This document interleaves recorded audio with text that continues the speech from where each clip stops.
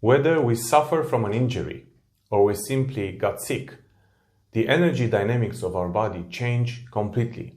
And what I mean by that is that, let's say, for example, we injured our hand. The body will send the self-healing energy to the affected area, while the rest of the body will suffer from a deficiency of healing energy. And that's why it's so important to stay away from injuries.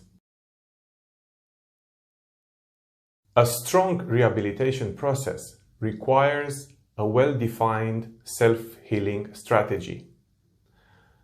Eating less will provide more energy to your entire body because your digestion will not use the energy to digest the food. Sleeping more and resting more. And resting and sleeping is not always the same. Meditation helps a lot when you are in the midst of self-healing process, because meditation provides you with the ability to listen to your intuition and listen to your body and understand what it requires more to self-heal faster. A very important aspect in self-healing, especially if it's related to an injury of your hand or of your leg. I will give you my example for healing my leg after the surgery that I had for the Achilles tendon.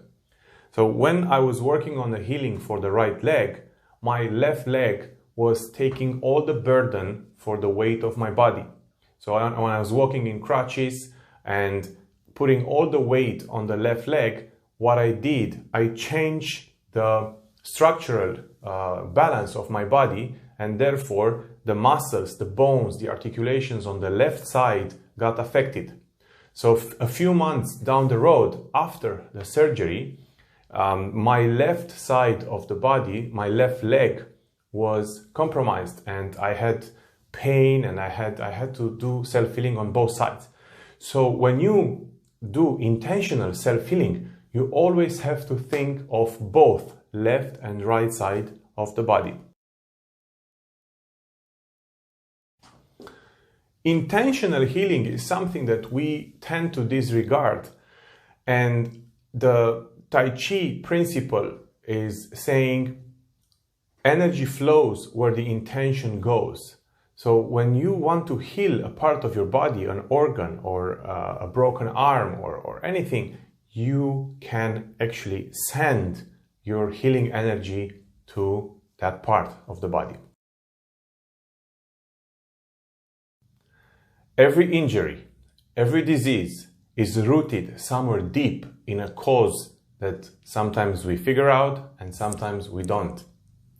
So what do we do when we don't know how to explain a certain word, when we see a certain word? We look it up in the dictionary.